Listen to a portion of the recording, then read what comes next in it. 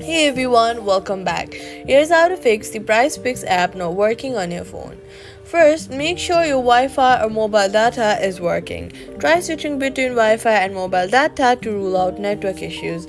Then, swipe up from the bottom of your screen, look for PrizePicks, and then swipe your app completely away, completely closing it. Then wait for a few while and reopen it.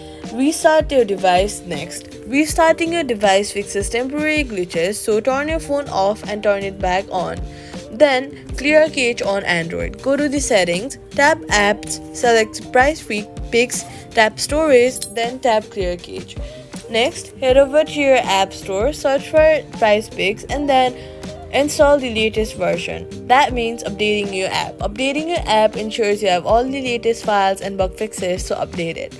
If it's still not working, uninstall and reinstall PrizePicks, then install it again. That's how to fix PrizePicks app not working. Subscribe for more quick fixes.